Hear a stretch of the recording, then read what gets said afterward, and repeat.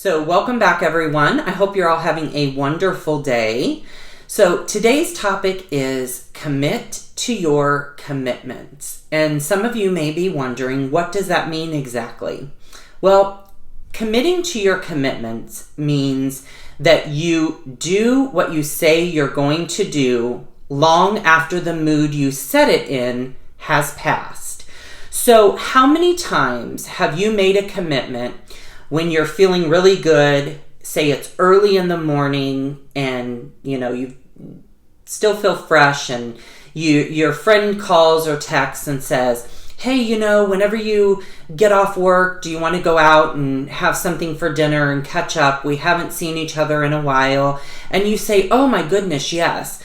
But then by around 1 o'clock, you're starting to feel like, oh, I don't really know if I want to go. I don't know. I'm not really feeling it right now. And then by the time it's 3 or 4, you are now sending that text message out to cancel. Guilty? Okay. I've done it myself, so don't feel bad if you have. But over the years, I have learned how important it is to commit to your commitments. If you say you're going to do something, do it.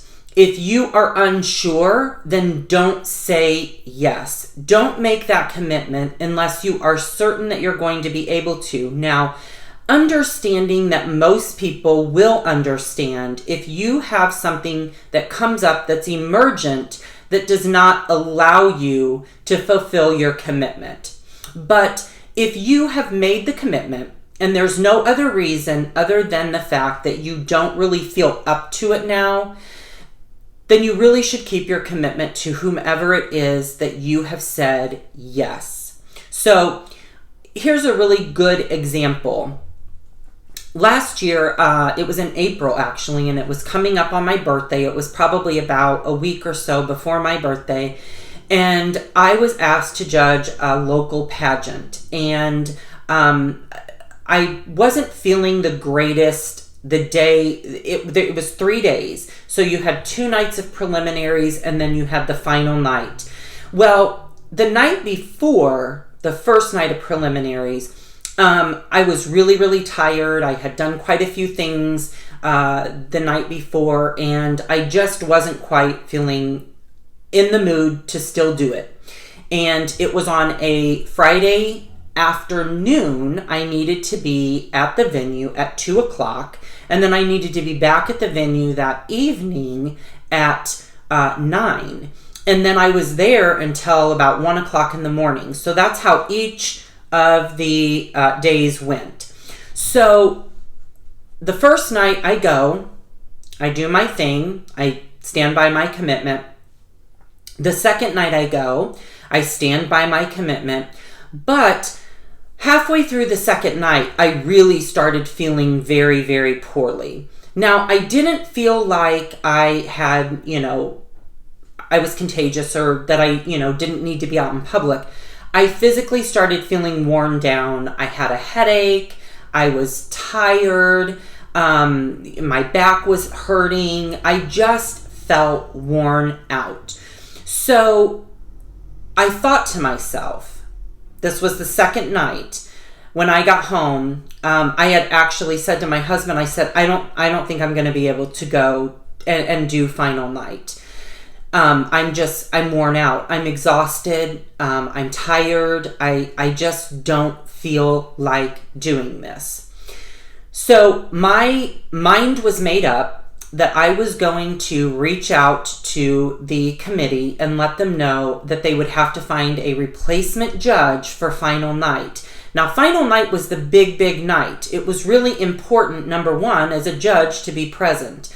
Number two, the judges that were there for the preliminaries, it was really important to make sure that those same people were there for final night because they had already seen the contestants for the first 2 nights. So it's really, really critical that that same panel is there. But barring, things happen, they do always have like kind of an alternate judge that can come and step in the event that something happens and somebody's not able to. So I was going to use that card. I thought, I'm exhausted. I really just want to stay home and relax tomorrow. So when I went to bed that night, the decision was made. I was not going to go. When I woke up the next morning, I was still really tired. My headache had gotten a lot worse. I just felt overall just exhausted. And I thought to myself, you can't do this. You cannot put them in a position to where they're going to be strapped to pull someone new in. You've made this commitment. You've done this before, as in I have judged for them numerous times.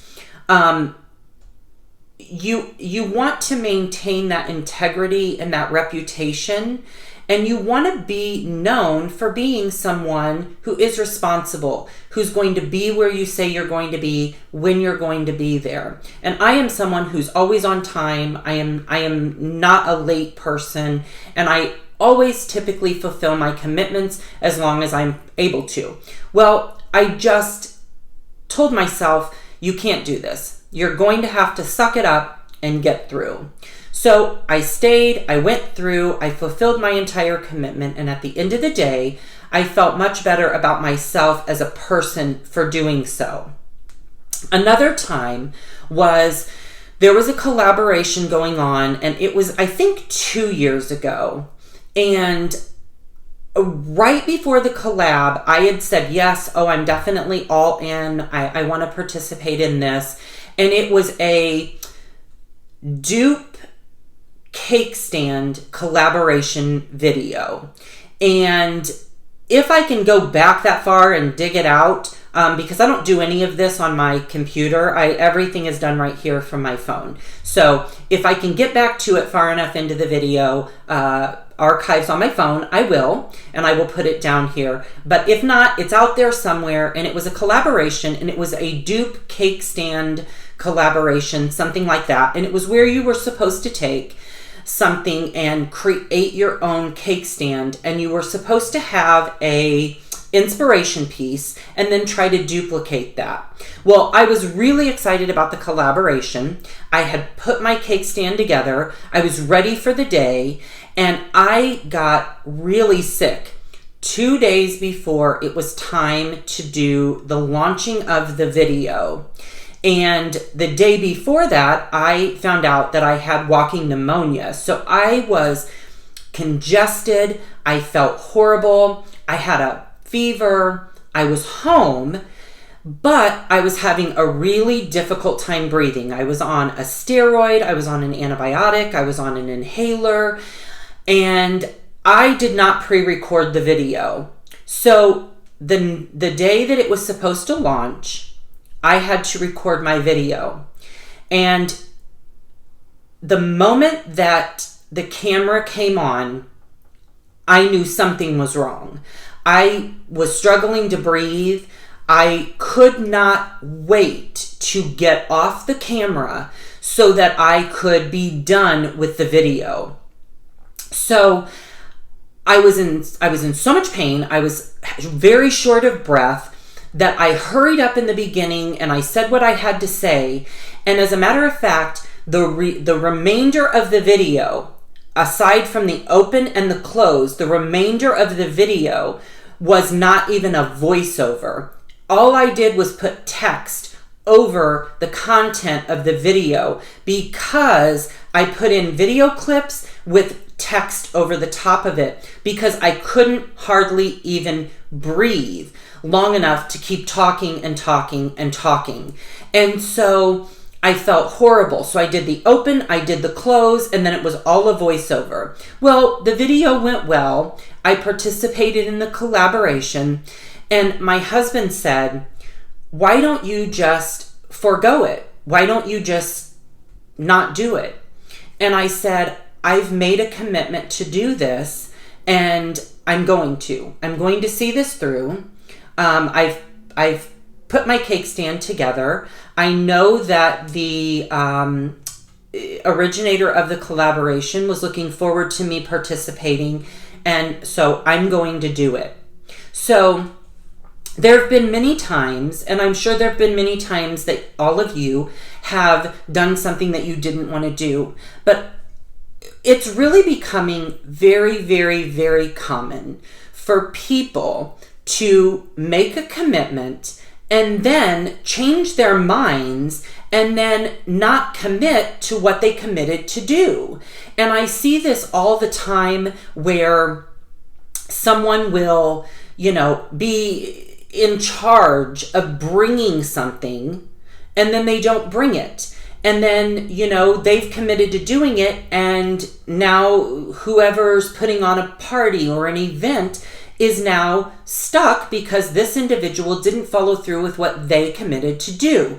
This happened to me, actually. We were having a dinner party. This was back several years ago, but this is something that we still, when we had our New Year's Day party here at our house, many people were gathered together, and the topic came up again, and everyone now can kind of laugh about it, but at the time it was not funny.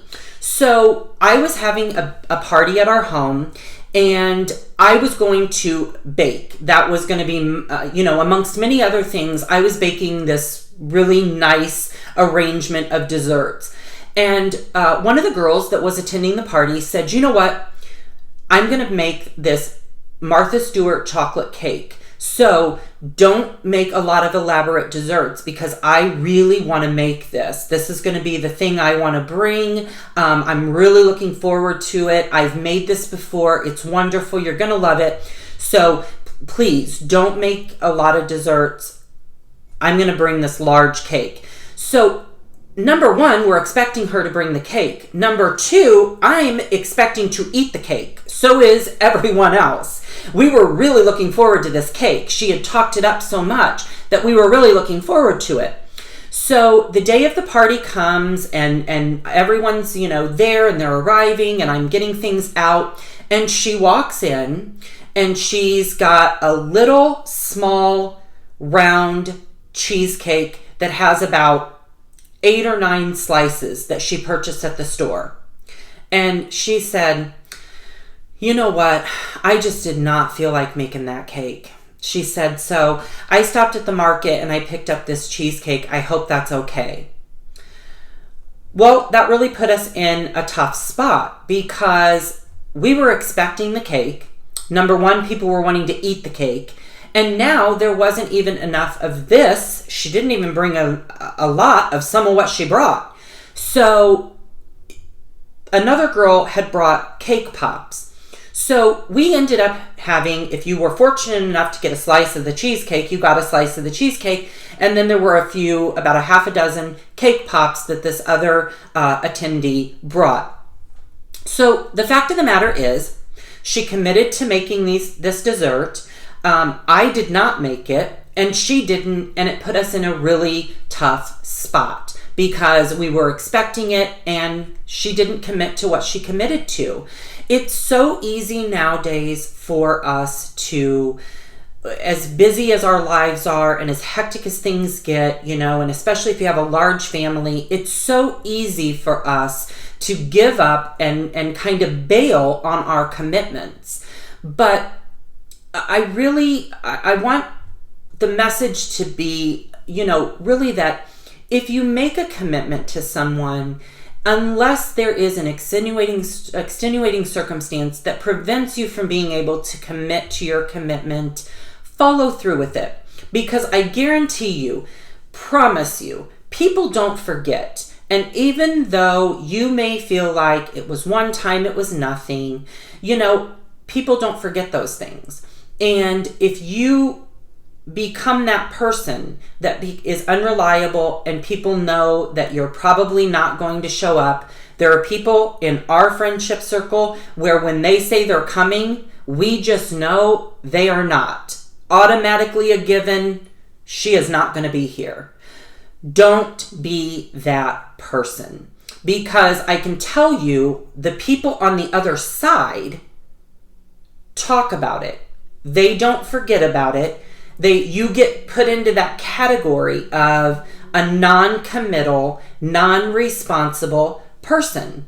And even if you aren't in every other aspect of your life, you become known as a non-committal, irresponsible person when you can't commit to what you've committed to do. So I hope that this has helped. And you know that if you are someone that struggles with being able to stick with your commitments, think to yourself what I said earlier. Commit to what you were doing, what you had planned to do long after the mood that you planned it in has passed.